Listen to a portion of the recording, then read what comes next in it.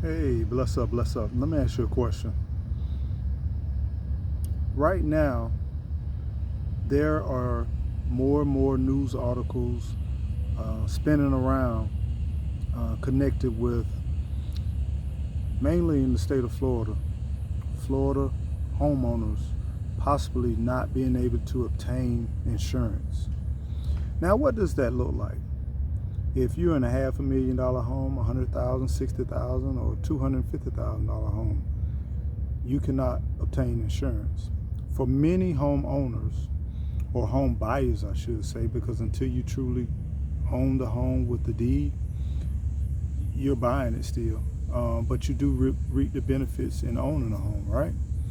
But for many homeowners, they cannot secure a loan or maintain a loan without insurance. This has been bubbling around for quite some time, but we are really starting to see more and more insurance companies dissolve or no longer do business in the state of Florida. And it really has nothing to do with, quote, the administration or none of that good stuff. Don't get it twisted. With insurance, it's all about calculated risk. When the risk is higher, then the risk is higher for the insurance company than it is for the policy owner. You will find higher premiums, right? The higher the risk to an insurance agent, the higher the premiums. The lower the risk to the insurance agent, the lower the premiums. They just go hand in hand, right?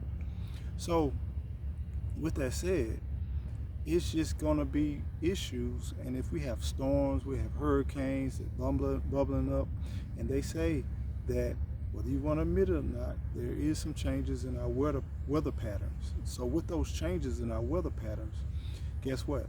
You can't predict. You can't keep taking historical data and calculating risk. So it's very difficult for a lot of these insurance agents to calculate risk, right?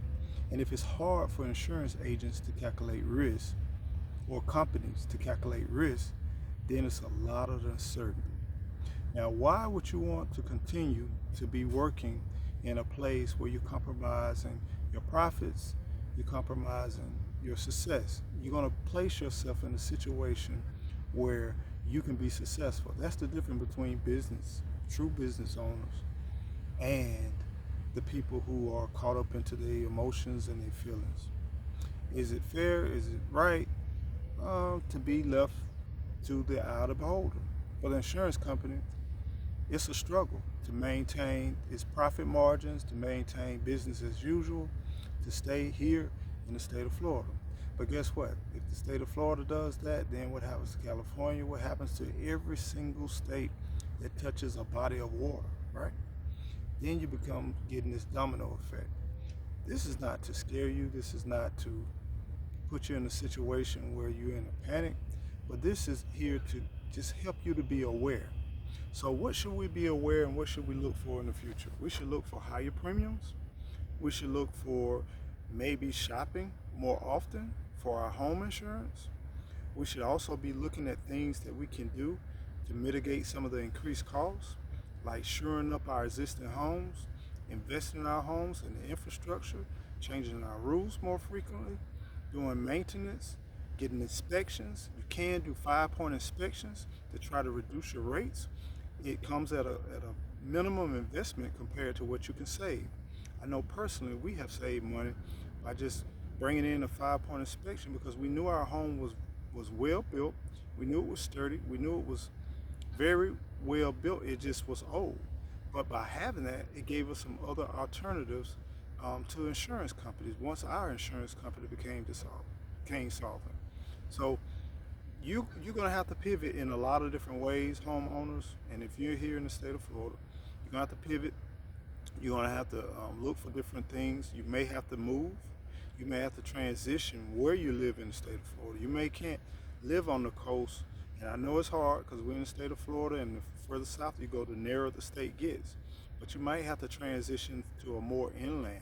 You might have to buy a newer home, a home that has the build quality that is far superior than older homes. But I watched in these hurricanes and these storms where we got old homes that still stand and new homes get flattened. It's all risk, y'all. So just try to put yourself where you can reduce as many risks as you possibly can. Try to keep your home in the best shape that you possibly can. If you need to change out those windows, go ahead and change out those windows.